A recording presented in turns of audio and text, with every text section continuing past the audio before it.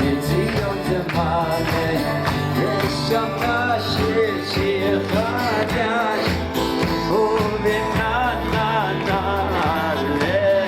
Again, I appreciate your coming. It's, I know for me it's a big relief to be able to actually speak to human beings.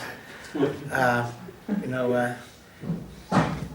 computer screen wasn't working this morning, so I had to give a share on a Zoom telephone. So actually it's a new riddle. What is the one thing that's worse than giving a share by Zoom is giving a share by Zoom by telephone. That's even worse. I'm just speaking to a receiver. So Baruch Hashem, it might be inconvenient for you, but it's a chizuk for me to have actual people that I'm able to talk to. So I do very much appreciate your coming.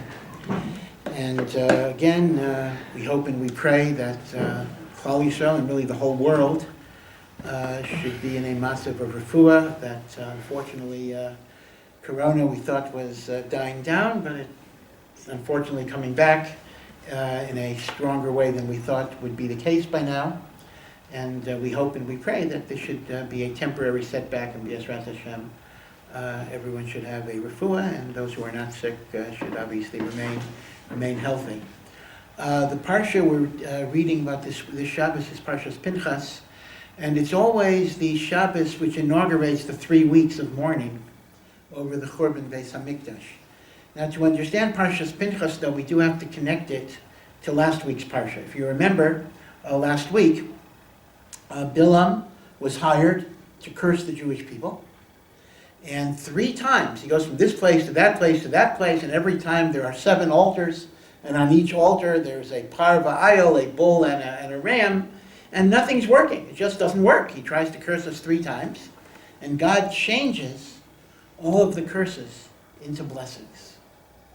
So Balak, the king who hired him, is pretty upset. And Balak says, get out of here, I hired you for a lot of money. Now, I'm not sure. The Chumash is actually not clear.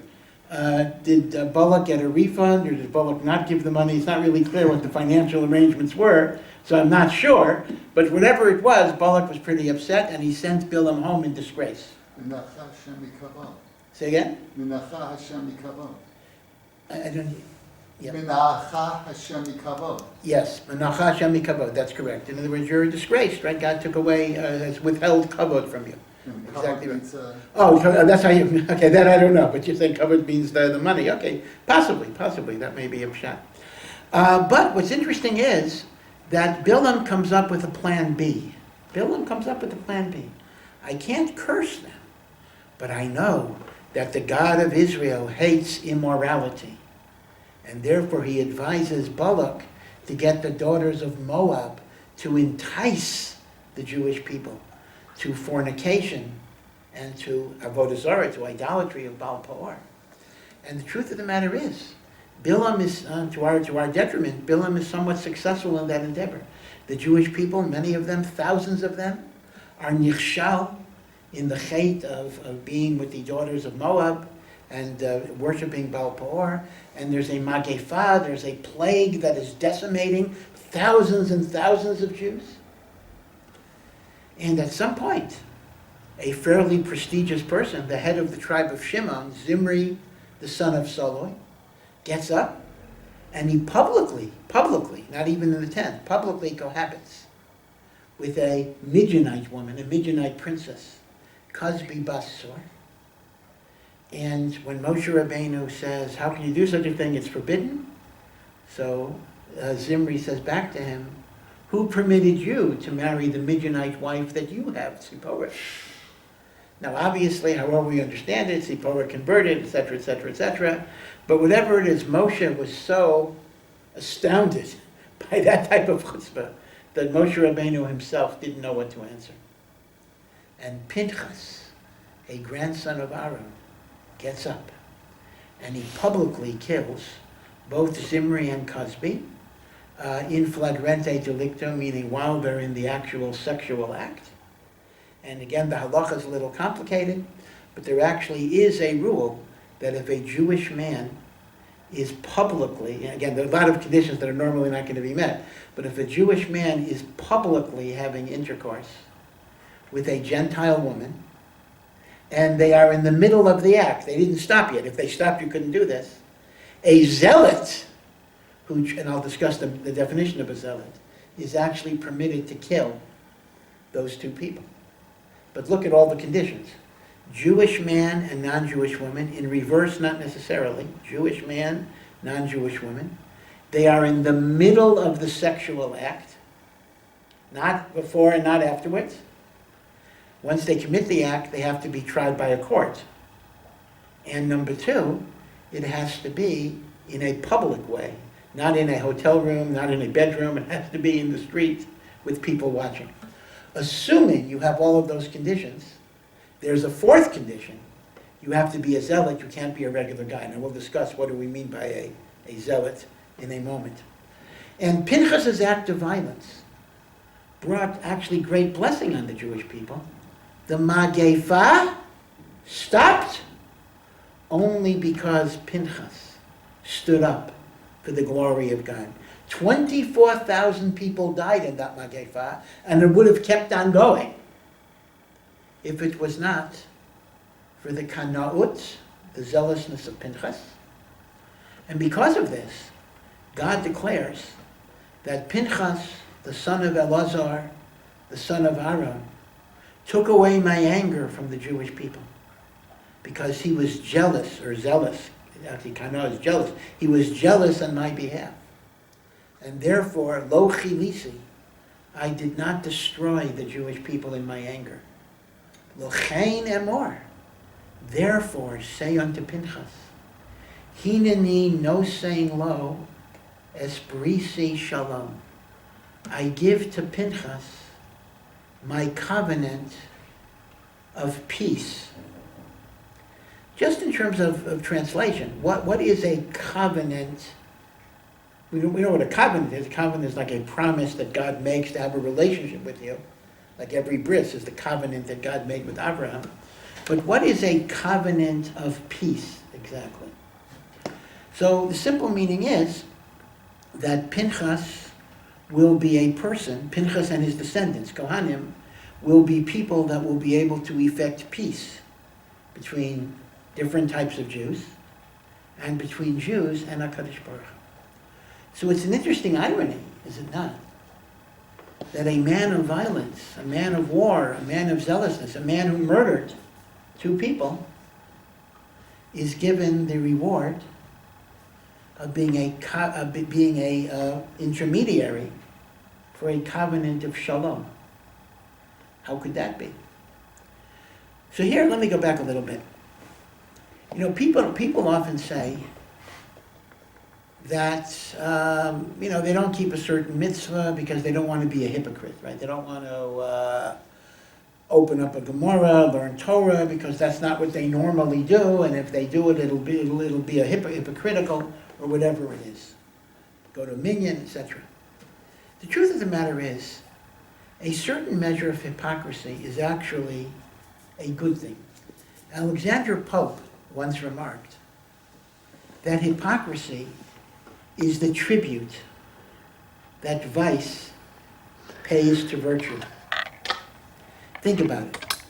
Even if in the privacy of my home I do all sorts of bad things, if publicly I find it necessary to live by a certain standard, at least what I'm doing is I'm acknowledging that the standard is right, as opposed to simply undermining the standard. In fact, that's kind of the issue with gay marriage. It's brought down even in Midrashim, thousands of years ago, that although any homosexual sexual relationship is forbidden, but making an official marriage out of it is worse. Meaning to say, there are two types of sins a person could commit. One is, I sin, but I know it's wrong.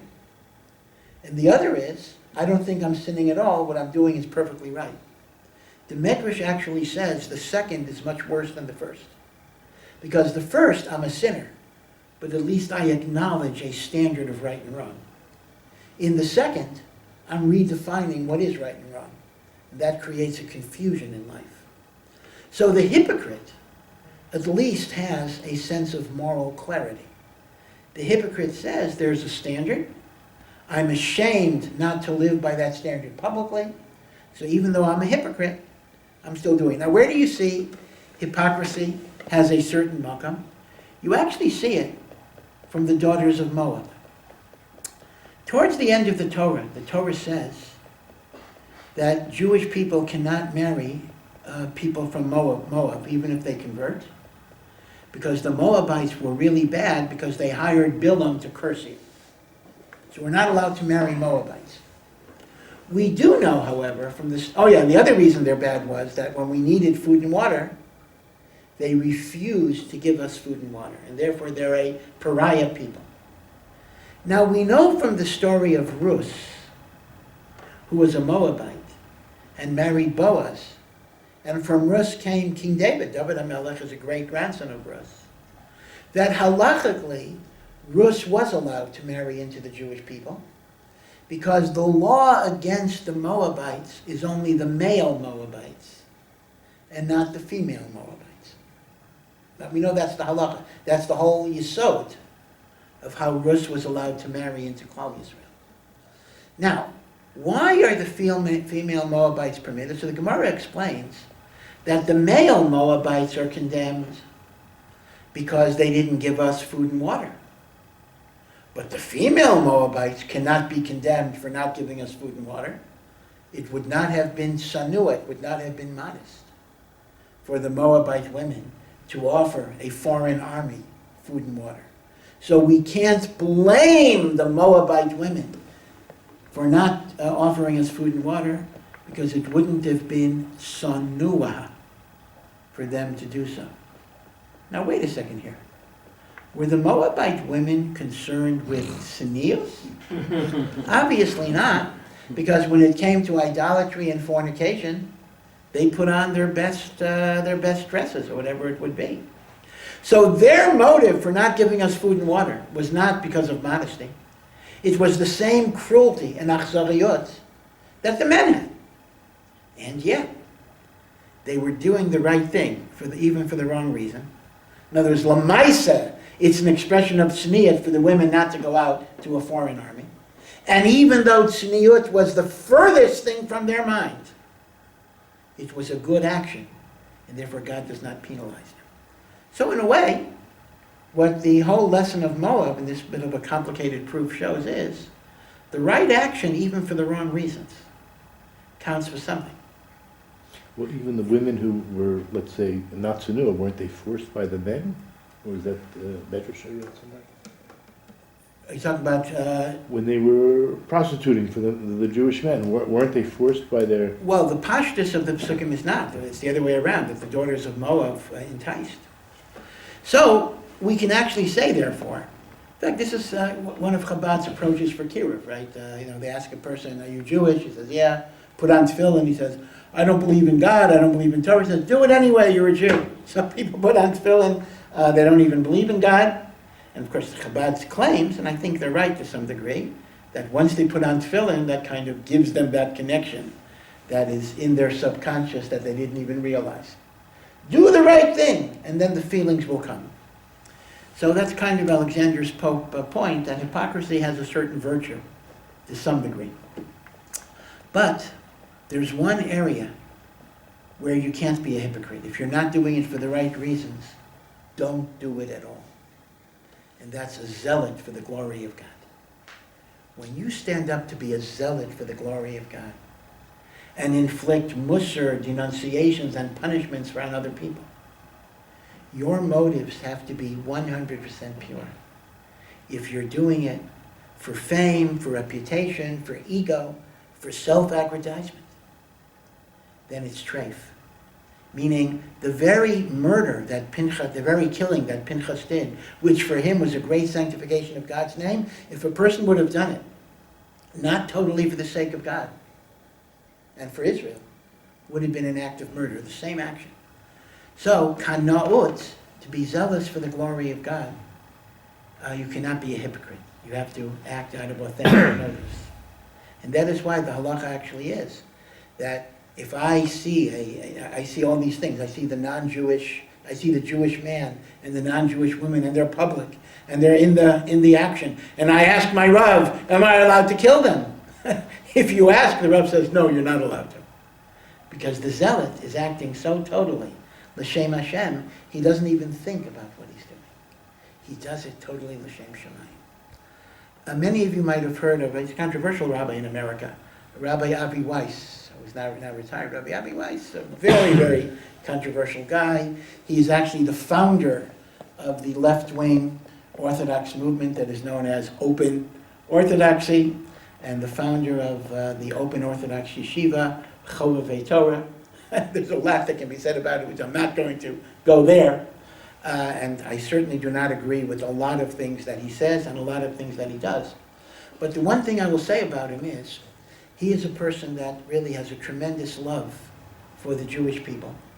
And even if his decisions are sometimes misguided, he is always acting out of a genuine care for Am Yisrael. And if you follow him going all the way back to the 80s and the 90s, actually the 70s, even earlier, you might recall that he was a great activist on behalf of Soviet Jewry in the days when there was a Soviet Union. And he would often get arrested. He would be at these demonstrations. He would chain himself in front of the United Nations. The police would come and arrest him. And he spent, a day, a week, sometimes in jail, very, very often. And he was always getting his name in the newspapers. There were always pictures, etc. He once made a statement that I remember to this day. I must have heard it maybe 40 years ago. And he said, in order to be a successful activist, you actually have to hate activism. If you love activism, if you love having your name in the newspaper, if you love having your picture taken, if you love being interviewed by the TV reporters, then you're not really acting for the cause. You're acting for the glory, for the kavod, for the attention. The only person that can be an activist to help Jewish people is someone who actually hates the publicity. But he's doing it not because this is what he enjoys. He's doing it because it has to be done, even though he doesn't enjoy it. And the Kesav Sofer says that's exactly the vort for Pinchas. When the Torah describes Pinchas' zealousness, it calls him Pinchas, the son of Elazar, the son of Aaron, the Kohen. Now Rashi already points out that this is a little bit of an unusual yichus, because normally the Torah does not identify you by your grandfather. It'll say, Reuven, the son of Yaakov. It's not going to say Reuven, the son of Yaakov, the son of Yitzchak. But in the case of Pinchas, it goes out of its way to say that not only is he a ben Elazar, but Elazar is a son of Aaron. Why does the Torah go all the way back to the grandfather? So here is what the Kesav Sofer says. The Kesav Sofer, by the way, was the son of the Chasam Sofer. And I'll point out in a few moments why I think there's an autobiographical significance to this. He says the following: Pinchas stood up for the glory of God and killed 2 people. There are many people who are zealots, but they act out of anger, they act out of hate, they act out of resentment. They act because they are offended by all sorts of things, and they also want to augment their reputation as people who are zealous for the glory of God. But they're not acting out of love for the Jewish people, and they're not acting out of love of God. They're acting out of their own egotism and their own temper. Those kanayim are treif, those kanayim are puzzle. So the Kesav Sofer says, when the Torah says, Pinchas, the son of Elazar, the son of Aaron, it doesn't mean, as we would translate it, Pinchas was the son of Elazar, and Elazar was the son of Aaron. Rather, Pinchas has 2 fathers. Pinchas is the son of Elazar, and Pinchas is the son of Aaron. Pinchas is the son of Elazar because Elazar was his biological father. But Pinchas is a son of Aaron because Pinchas followed in Aaron's ways.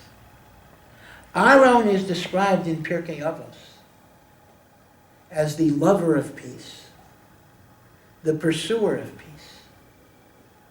one who loved all of God's creatures, all of God's creation. And through his love for all of God's creation, Mikarvan, La Torah, he brought them to God. The Torah is testifying that Pinchas was exactly like Avi Weiss described it. Pinchas engaged in this violence not because his nature made him do it. It's the other way around. Pinchas's whole nature was to be the Ohev Shalom, the Rodev Shalom, the pursuer of peace, the lover of peace. Pinchas acted not out of hatred for evil even. He acted out of his love for Am Yisrael. Because Am Yisrael are dying like fleas. There's a Mageifa that's spreading. 24,000, thousands of people are dying. Pinchas was motivated out of love. He was not motivated out of hate. And therefore he did something that was not his natural impulse to do. He was not a hot-headed zealot. He was a son of Aaron. Pinchas acted not because this was his nature. He acted despite his nature, because it had to be done. And that is why the Brit of Shalom is totally appropriate. I raised the question, how could an act of violence, even if it's justifiable, how could an act of violence bring down a blessing of peace? The answer is, the violence itself was motivated to bring peace in Am Yisrael. This was an act of Aaron. Again, the analogy would be amputation, right? People describe, imagine you've never, you're not familiar with surgery, you've never seen a hospital, etc. And you're walking down a hospital corridor.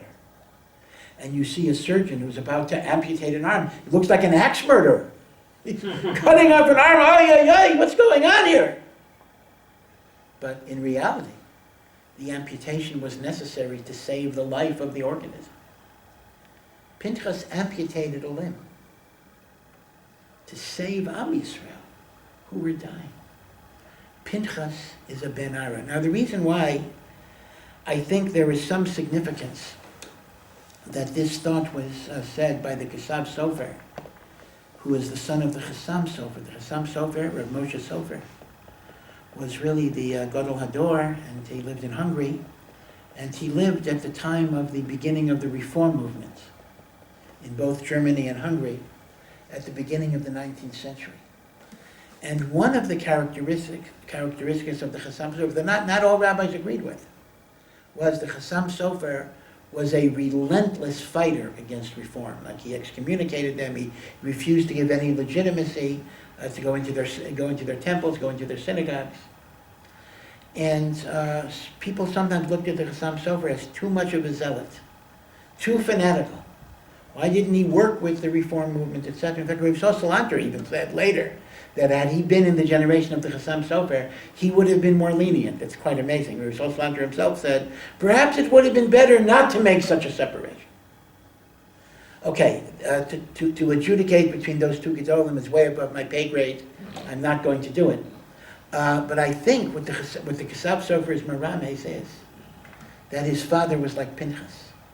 His father in some ways was divisive. His father divided, his father rejected. But like Pinchas, it was out of love for Klal Yisrael, not out of hatred, not out of animosity, not out of animus. It wasn't a personal thing. It was something that one does with sadness and with not regret because you did the right thing, but sadness that it had to come to this. And therefore it's a last resort, only when everything else fails.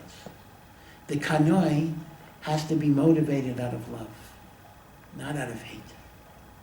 And there is too much motivation we see today of people who style themselves as zealots. Some of them are as young as 13-year-old boys or younger, with their demonstrations and their blocking of traffic and all of the major inconveniences they inflict on an economy, but they're righteous zealots standing up for God.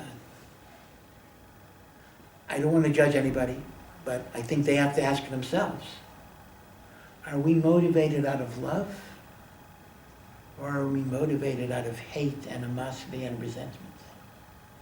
The kanoi must act out of love, not hate. And here, let me share with you two interesting statements. One by the great Rav Chaim Soloveitchik, Rav Chaim of Brisk, who said, how do you tell the difference between a true kanoi and an illegitimate kanoi? He said it is similar to a housewife who buys a cat in order to catch mice. The housewife and the cat have a common agenda, that if there's mice, the cat should catch. But the difference in orientation between the housewife and the cat is, the housewife would be much happier if there were no mice to catch. The cat would be sorely disappointed. There is a certain type of zealot who gets a certain pleasure in exposing the shortcomings of others. They look, when a new book comes out, they'll go through the book line by line and they'll point out that in footnote 491 on page 860, there's a little bit of line words that contradict something that Rav Shach said in his speech 35 years ago. Heretic, we have to burn the book because it contains offending 5 words. Looking for heresies, looking to expose shortcomings of others. And when they can't find those shortcomings, they're very disappointed. We haven't met our quota for the day. But the genuine kanoi prays that there should be righteousness and holiness, wants Jews to do tshuva, tries to reach Jews by love. Instead of throwing rocks at people who are driving in Shabbat, they may invite them to come for a meal and enjoy hospitality. Rav Kook has a beautiful quote. I don't have the quote in front of me, but he says, it's the way of the righteous and the wise to generate light and not to fight darkness. You don't throw rocks at darkness. You dispel darkness by light. So Rav Chaim says, the kanoi like Pinchas is like the housewife who really hopes there are no mice, but if Nebuch, we're stuck and there's nothing else to do, we do what we have to do. But the other kanoi loves to expose the shortcomings of others. The second thought on this is from Rav Kook himself. Not the quote that I mentioned, I wish I had it. But Rav Kook is a very interesting point. We know that the Amidah is called the Shemona Esrei, the 18 blessings, even though if you count it, there are 19 blessings. So the Gemara explains that originally the prayer was 18 blessings, but after the Churban of the Second Temple in Yavna, when the Sanhedrin was in Yavna, Rabbi Gamliel, who was the Nasi, was very concerned for Minim. Now, Minim are sectarians. Who were the Minim? Some say they were early Christians that were infiltrating, because many of them were Jewish, who were infiltrating shoals, etc., and spreading their heresies. Some say these were informers who were informing on Jews to the Romans. Heretics, informers, Christians. We're not really sure who is being included here, but Rabbi Gamliel says, we need a bracha against the heretics and the informers. Who will be able to write a bracha against the heretics and the informers? And the person who was finally chosen was a Tana who was called Shmuel HaKatan. Now Shmuel HaKatan either means Shmuel the humble or Shmuel the short. It might actually refer to the fact that he was short. But the Gemara seems to understand it as humble because it mentions a few stories about him. It says that once the people of the Sanhedrin were sitting in a chamber and a voice from heaven came and said, there is one of you in this room who is worthy to have the Shekhinah rest upon him like Moshe Rabbeinu, but the generation is not worthy.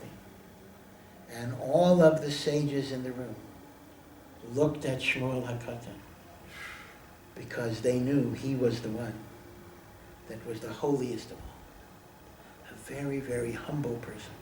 The Gemara has another story where somebody had eaten garlic once, there was like bad breath in the room, and Rabbi Gamliel ordered whoever ate the garlic, get out of here. And Shmuel HaKatan got up and left, so the other person would leave also without being embarrassed because they wouldn't know who was the wrongdoer, etc. So Shmuel HaKatan was very, very humble, And he was the one who composed the 19th blessing of the Amidah, which is the bracha against the heretics. Umalshinim, to the informers, there should not be hope. Now, Rav Kook asks the kasha, what is Rabbi Gamliel's quandary? Apparently, Rabbi Gamliel is wondering, who could possibly write this bracha? Well, whoever wrote the other brachas could write this bracha. There's nothing so unusual with this bracha. And why would Shmuel HaKatan be the most likely person to write it? What is so problematical about the bracha against the heretics that Rabbi Gamliel is in a quandary? Who's going to be the author? The people who wrote the 18 brachas weren't around anymore. They weren't around anymore, but the truth of the matter is, though, it is true that you didn't have the Anshe Knesset Agdola, that's very true. But on the other hand, the Nusach had been changed already. It's very, very clear, because there are references to events that happened. For example, when the Anshe Knesset Agdola wrote, the Beis HaMikdash was up. Right? So all of the references to May Hashem restore the Beis HaMikdash, obviously there were modifications. So when we say the Amidah was written by the Anshe Knesset Agdola, we are not referring to the final version that we actually sing. So Rav Kook says the following. The uniqueness of Lamal Shinim is that all of the brachos of the Amidah are asking God for blessings. Bless us, give us parnasah, give us geula, give us refuah, give us all of the things that we need and the Jewish people need and the world needs. The only bracha that is a curse bracha, the only bracha that calls for the downfall and destruction of others in great detail, is Lamal Shinim. It is a bracha of retribution and punishment. Now here's the problem. In order to punish, in order to ask God to punish, your motivations have to be for the love of the Jewish people and the sanctity of God. You can't ask God to punish if your motivations are anger, revenge, vengeance. Now, given the fact that the Jewish people had suffered so much at the hands of the Romans and the Christians and the informers, the natural motivation of such a bracha would be animus and hate and resentment. But God does not accept prayers that are based on those emotions. So Rabbi Gamliel said, who is capable of even asking God for retribution, but be motivated out of love for Am Yisrael instead of hate? And the person that Rabbi Gamliel identified was Shmuel HaKatan. What's so special about Shmuel HaKatan? We know he was humble, but in truth we have very little that he said. There's no halachos in Shas that are in his name. But he's quoted once in Pirkei Avos. And when he's quoted in Pirkei Avos, it's not even his original statement. It's his mission statement, that Shmuel HaKatan haya omer. Shmuel HaKatan used to say means it was his motto. And what he used to say is actually a pasuk in Mishlei. It's not even his own idea. And the pasuk in Mishlei says, B'nafal oyevecha al tismach. Do not rejoice when your enemy is destroyed. That's what Hashem told the angels why they shouldn't sing when the Egyptians are drowning in the Red Sea. So Rabbi Gamliel said, if Shmuel HaKatan has the attitude of not rejoicing in the downfall of the enemy, he is the one who can write Lamal Shinim, Al Tihi Tikva. In many ways, this is actually one of the things that we can be very proud of the Israeli army, of the IDF. Because on one hand, it's very important to know that Judaism is not a pacifistic religion. We are not pacifists. We stand up, and we're supposed to stand up, to an enemy that's trying to kill us. Habal l'hargecha, somebody's coming to kill you or kill somebody else. Hashkeim v'haravlo, we kill them first. That is the halacha, that is proper. We don't turn the other cheek, we don't let people kill us. But at the same time, our army does what it has to do. And it does it, Baruch Hashem, superlatively, and we all have to be grateful. But there's never a glorification or joy in the destruction of even the enemies that try to destroy us. You do it because you have to do it. You don't do it because you like to do it. And that's a very, very big difference with the other side. I remember seeing around maybe more than 10 years ago a picture of a terrorist who had killed some people, some Jewish people, and he dipped his hands in their blood, and he was dancing around in a crazy dance of rejoicing in the blood dripping from his fingers. A celebration, a simcha. That's not the way a Jewish person behaves. Even if the Jewish person kills the terrorist. You know, you're sad that it had to come to that. Because your motivation is not to kill, your motivation is to save, and that's a very big difference. If I have to kill in order to save, I'm going to do it. But it's the saving that is my goal, and not the killing. I mean, even, okay, I don't want to get into controversial issues, even Dr. Baruch Goldstein, who, went into a mosque and killed a lot of Arabs, and, he was wrong, etc.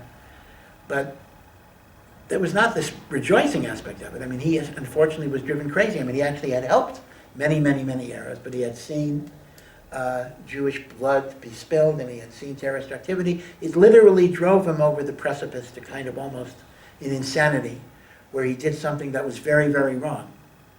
But there was no concept of a smile on his face and laughing as he was doing it. And that's a very important thing. And I think in many, many ways we have to be proud that the IDF still has that culture. The culture of the notion that we take life when we have to, but it's a tragedy every time we have to do so. In fact, it's been pointed out that the IDF goes to the greatest lengths of any army in the world to avoid collateral damages. The U.S. will bomb from the air, and when you bomb from the air, you're going to kill a lot of people who are not combatants. Israel sends its chayalim door to door to door to door. You open up a door, you might be met with dynamite or whatever it would be. In fact, many armies actually say Israel is too irresponsible in endangering the lives of its own soldiers. Okay, again, I'm not going to opine on that. I'm not an expert at all in that area. But whether it's the right decision or the wrong decision, in some ways I'm very proud of an army that behaves that way. And that is why Rav Kook says that only the one who has the attitude of not rejoicing in the downfall of the enemy is able to fight against the enemy and even ask God to destroy the enemy, because they're not motivated out of personal hatred and personal animus. So this is an important idea because, again, as I say, in the state of Israel in particular, many, many people are zealous for the glory of God, so they describe it. And the question becomes, do you meet the definition? Again, I don't want to cast aspersions. Maybe some do. Maybe many do. But all I'm saying is, before we engage in that type of approach, we need to ask ourselves, what are our motivations? Now let me point out that even righteous zealousness, even Pinchas' zealousness, carries some very significant costs. There are costs to being zealous for the glory of God. Cost number one is, if you habituate yourself to always look for the negatives and look for the reasons to criticize, eventually your sense of seeing the good in things atrophies, because you become a negative person who sees the ugliness under everything. Because in truth, everything has an ugly side. I can look at any yeshiva and I can identify things that are ugly about it. Any rabbi, any gadol. And if you become a kanoi, your whole avodah now becomes always looking for the ugly side. Mark Twain has in one of his essays, not the novels, but in one of his essays, he describes, maybe it's not perfectly tzanua, so I wouldn't say this in Or Sameach, but I'll say it here. He describes how a doctor would view a ballerina dancing, and how a non-doctor would view. In other words, if I'm a non-doctor and I see a ballet dancer, I see grace, I see beauty, I see fluidity, I see movements. But if I'm an orthopedic surgeon and I see that same dance, all I see are the ligaments stretching and bending and tearing, and I can no longer see the beauty of the overall experience because all I can see are the negative tears. Mark Twain was actually describing his career as a steamboat captain on the Mississippi River. That Mark Twain was what they would call out, or they would mark something in the water. So he said, before he was a steamboat captain, he saw the flow of a river as a beautiful, beautiful thing. He saw the sun reflecting on it and everything else. But once he's a captain, all he sees are dangers. He sees rocks, he sees trees, he sees rapids. And he said he lost his ability to see the beauty of the river because he was so fixated on the dangers of the river. And he gave the mashal of the orthopedic doctor who can no longer appreciate the beauty of dance because all they see are the damage. The kanoi suffers the same thing. In fact, what do Chazal tell us? Chazal tell us, it's not, again, these things are not always clear if they're meant to be 100% literal, that Pinchas really didn't die. Pinchas reemerges hundreds of years later as Eliyahu Hanavi, who himself never died. He was taken up to heaven alive. Pinchas is Eliyahu Hanavi, but Eliyahu Hanavi, of course, is revered. But we have to remember, Eliyahu Hanavi was fired. What was the story? Eliyahu Hanavi on Mount Carmel built this altar, and fire came down from heaven, and great miracles happened, and everybody said, Hashem is the God. And it was wonderful. But the next day it was business as usual. Everybody went back to their old ways, and King Achav told Eliyahu, you had a good day yesterday, I'm still going to kill you. Eliyahu Hanavi runs into the desert, and he cries out to God, and he says, what type of people is your nation? They're worthless. No matter what miracles you show them, they reject you. Hefer bris, they annul your covenant. And God actually told Eliyahu Hanavi, essentially, you're fired. This was the famous scene that there was an earthquake and Hashem was not in the earthquake. There was a fire and Hashem was not in the fire. And there was a still, quiet voice and Hashem was in that voice. And he told Eliyahu, go and anoint your successor, Elisha. So one of the explanations is that once Eliyahu Hanavi could no longer see goodness in the Jewish people, Hashem said, you can't be a leader anymore. That may be Moshe Rabbeinu's sin as well, rebellious ones. So in a sense, Pinchas' zealousness turned into the critical eye of Eliyahu Hanavi, which disabled him from seeing the good. In fact, the Meforshim say that that's why Eliyahu Hanavi is condemned to go to every bris and every Pesach Seder. Because bris and Pesach Seder are two rituals, at least until recently with the anti-circumcision movements in the world. But a bris and a Pesach Seder are the two rituals that almost every Jew keeps. Religious, non-religious, Orthodox, or Reform. And Eliyahu Hanavi is forced to see that no matter how far Jews are from God, they still have that connection. It's kind of a tikkun for his statement, they annul your covenant. Oh yeah? Go to every bris in the world and see that they keep the covenant on some level. So it's a punishment, right? You think it's a wonderful thing to go to a bris every day throughout the world. No, it's a schlep, it's a trouble. But he has to go because that's his kapara. That's his kapara. So this is a very true idea because once you get habituated to always see the negative, it affects you. You can no longer see. I remember years ago when I used to work with NCSY, which is a beautiful youth organization, mainly for public school kids. So I remember so Saturday night was like true confession time. They'd have a kumsis, it was dark, and kids would get up and tell their stories, and it was very emotional, and people would cry, high school kids anyway, high school girls especially, they always cry. They tell stories, and they cry, and they get filled with emotion. But it really was very, very moving. And I remember a girl getting up, and she was saying how her parents are not only not religious, but they resent her keeping Shabbos. And they don't let her keep Shabbos. So what she does after her parents go to sleep is she goes into the bathroom and she lights her hidden Shabbos candles in the bathroom. And then she makes the bracha in the bathroom, and then she blows them out, and then she turns on the fan so there won't be any smell of the candles. And that's how she keeps Shabbos. Now, you could give a smicha test to someone. Identify how many averos this girl did. Bracha in the bathroom, lighting, the fan, electricity, and you could talk about, what type of woman this is, 100 averos, But there's another way of looking at it.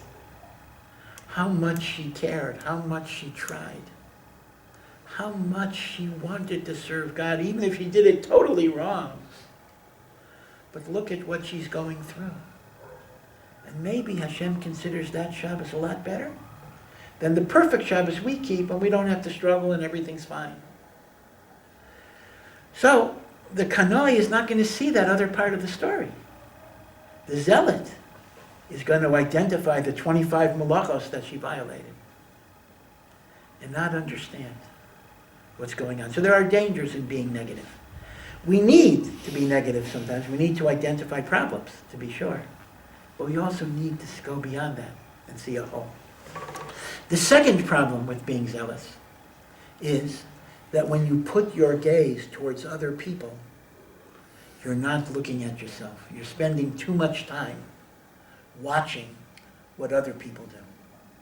And the problem with that is, when you watch what other people do, you don't concentrate on the flaws and the inadequacies within me that I can try to correct. And in fact, that's why many people like to be zealots. Because when I'm a zealot, I can spend all my energy identifying what you're doing wrong. And that absolves me of looking into myself. Now, it's true that Pirkei Avos says that one of the qualities of a wise person is he loves tochacha, he loves musar. But that doesn't mean he loves to give musar. It means he loves to receive. Loving to give is not necessarily a maila. So that's the second cost that we have. The third cost is that it's very, very difficult to do tshuva when you think you're acting for the sake of God. That we can act for the sake of God and we can have all sorts of, improper motivations.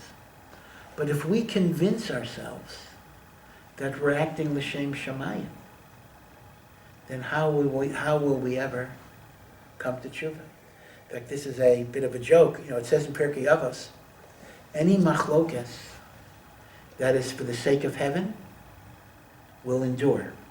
Now, the simple meaning of the mission, of course, is that that's a positive thing, meaning if two people are arguing like Hillel and Shammai, and they're doing it to serve God, we will continue to study both opinions. That's the pshat in the Mishnah. But the Hasidic Sfarim, they interpret it in a bit of a humorous vein. That when you have a machlokes where each side convinces itself it's for the sake of heaven, it'll never end. That machlokes will go on forever. Because nobody could ever admit that they're wrong. Sofo l'hitzkayim. Right? Everybody acts for the sake of heaven. In fact, they say in Tachanun, what do we say? We say, Azreinu Elokei Yishenu, right? Save us, Hashem. V'atzilenu v'chaper al chateisenu l'man shemecha. Atone for our sins for your name. So the simple meaning is, for the sake of your name, give us atonement. But some want to say, give us atonement for the sins that we commit in your name. Chateisenu l'man shemecha. Because those are the sins for which repentance is almost impossible. The final cost is a very, very interesting idea that Rav Chaim Shmulevitz develops. And Rav Chaim Shmulevitz says, there are certain laws of nature that God put into the Bria in which even good motivation is not going to protect you. An example, God forbid I'm walking by, there's a fire. I go into a burning house to rescue a baby. Did I do a good thing? I did a wonderful thing. But does that mean I'm not going to be burnt? No. I mean, very often I might be seriously burnt. Because the fact that you did a good deed does not immunize you from the consequences of playing with fire. Once in a while, God might do a supernatural miracle. That's true. But that happens once in a while. The norm is, whether you're righteous or evil, whether your motives were good or not, if you touch fire, it's going to burn you. So Rav Chaim Shmulevitz says the following. The same way that rule works with physical phenomena like fire, it also works in the spiritual realm. When you cause pain to another human being, even if what you're doing is right, and even if what you're doing is justified, there's kind of a cosmic law of nature that when you cause pain, it comes back and bites you. Now, sometimes you got to take that cost. Sometimes you have to be willing to do the right thing. But don't think that just because I'm acting l'shem shamayim, that's going to immunize me from the consequences of my action. The proof that he brings is from Haman and Mordechai. If you remember, when Haman decreed that all the Jews will be wiped out on the 13th of Adar, so when Mordechai hears this, the Megillah says, Vayizak sa'aka gedayla umara, he cried a loud and bitter cry. Now Chazal, this is before computers, they noticed there's only one other place in Tanakh where the identical expression of a loud and bitter cry appears. And that's where Esav finds out that Yaakov took away his blessings. Esav cries a bitter and loud cry. So Chazal say, because of the bitter cry that Yaakov made Esav emit, Esav's descendant, Haman from Amalek, causes Yaakov's descendants to go through the same pain. Now, however we understand the story of Yaakov and the brachos, and that of course is a whole topic in and of itself, we generally understand Yaakov did the right thing. Yaakov was justified. This is the way things have to be. Yaakov acted for the sake of heaven, and this was God's plan, however we understand it. So why should Yaakov's descendants suffer because of what Yaakov did to Esav? And Rav Chaim Shmulevitz says, Chazal don't mean that Mordechai was punished because of what Yaakov did. There's nothing Yaakov did that's deserving of punishment. This is not punishment. This is inevitable consequence. You cause pain to another person, you are playing with fire, and the fire is going to burn you. This is a warning. If you want to be zealot, you want to demean somebody, you want to shame somebody, you want to humiliate somebody, you want to hurt somebody, in whatever form it takes, even if it doesn't take the extreme form of Pinchas, you have to know that there are going to be consequences. Now, sometimes you have to be willing to take the consequences. Yes, indeed. That's called courage. But don't think you get a free pass because you think your intentions are good. And as a result, you better examine your intentions very carefully. Because if you're not doing it for the right intentions, it'll be much worse. Even with the right intentions, there's going to be a cost. So these are the ideas of zealousness and its importance as an introduction to the 3 weeks. Because this is a period of time when we think very much about the Churban Beis HaMikdash. And the Beis HaMikdash was destroyed. The second temple was destroyed because of the hatred and polarization that existed in Klal Yisrael. This is called Sinat Chinam. And therefore, our Avodah in this time is not just to mourn and not just to remember history, but to try to rectify in our own lives what we can do to have the Beis HaMikdash rebuilt. And there's nothing greater that we can do than to build our own Ahavat Yisrael, to see the good in people, to be the Talmidim of Aaron HaKohen, Ohev Shalom, V'rodev shalom. And here, let me just make a final point. Pinchas is given the covenant of peace, as I said before, because he was motivated out of peace. But it's interesting that in the Sefer Torah, the word shalom is written in a bit of an unusual way. The vav is, well, it's cut. It's called the vav kati. Now, there are two ways it's written in different Torahs.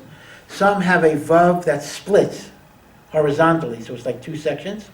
Others just have a shorter vav, and it's incomplete. But it's an incomplete vav, either a broken vav or an incomplete vav. What is the significance of that? Maybe there's a lesson here that the peace that zealousness brings is never going to be a complete peace. There'll be something defective in it because it came through machlokas and it came through violence. And therefore, even when Hashem gives the bracha of peace, it is not so complete. And indeed, we actually see this in the Binyan Beis HaMikdash itself. Nasan HaNavi tells David HaMelech that, this is Shmuel died already, that he will not be able to build the temple for Hashem because David is a man of war, a man of violence, a man of bloodshed. And therefore he cannot build the place of God's presence on earth. The only one that can do it is his son, Shlomo, who will be a man of peace because there'll be no wars during his reign. Now the question is very obvious. David's wars were divinely sanctioned. They were against the enemies of the Jewish people. Did David do anything wrong in conducting his wars? No. These are what are called milchamet mitzvah. So why should a milchamet mitzvah be a disqualification? The answer once again is, even when the violence is justified and right, it does create a certain merchak from Hashem. And the shalom that comes into the world is not complete, and that is why it had to go to Shlomo. And in fact, the Rambam makes a point about the whole Har HaBayit. Most of Eretz Yisrael was acquired by military conquest. We fought and we conquered. The Har HaBayit, as well as Marat HaMachpelah, but that's a separate thing. The Har HaBayit was not acquired by military conquest. It was acquired by a negotiated purchase from a man called, we know the owner, Aravna Hayavusi. Aravna the Jebusite. David HaMelech bought the Temple Mount from the owner. Why couldn't it be conquered? So the Rambam writes in the Moreh Nevuchim that just as the temple could not be built by a man of war, the temple could not be built on land that was conquered. It had to be land that was bought. That's actually a little relevant today in terms of building a temple today, etc. But that's the idea, that shalom does not come out of bloodshed and violence. Okay. Anyway, be well, and thank you for coming, and you should have a Shabbat Shalom.